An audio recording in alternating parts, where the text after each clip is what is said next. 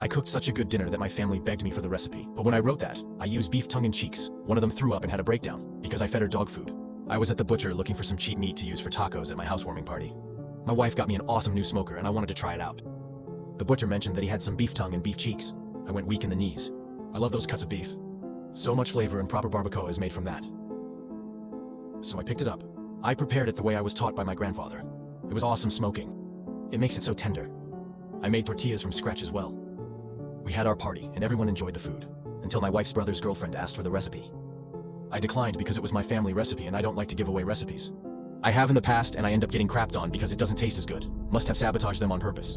No, Madison, I didn't sabotage you. You used cinnamon powder in your chili instead of a couple of cinnamon sticks. Like I said, my wife told me to please play nice and share, so I wrote out the recipe for the girl.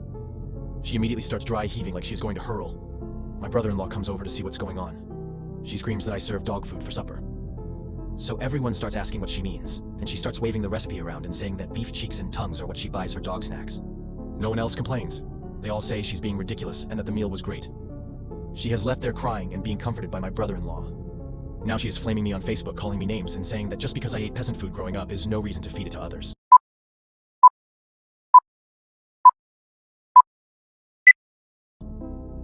I feel kind of guilty because I thought I was doing a nice thing making authentic food, but I guess I might be a jerk for serving cuts of meat that Americans don't think is fit for human consumption. Update I posted a while ago about serving dog food to the woman my brother-in-law eventually married. Wendy hasn't changed much since then. She did shut up after she went to a few different taco places, and they all told her what proper barbacoa is.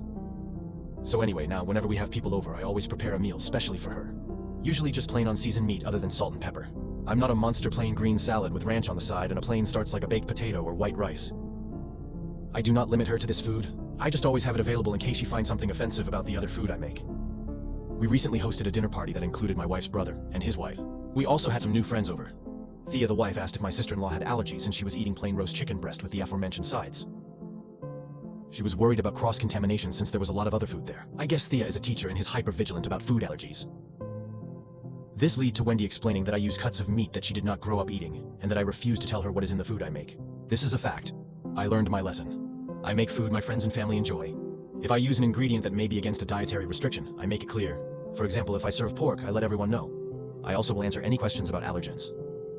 My sister-in-law says that I insist on feeding her the most bland food possible. I pointed at the salsa verde on her food and asked her if it needed more serranos.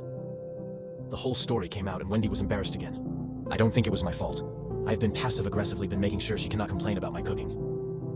My wife says that maybe it's time to stop making a separate meal for Wendy. I said she is lucky I don't serve her Dino nuggets and Lunchables.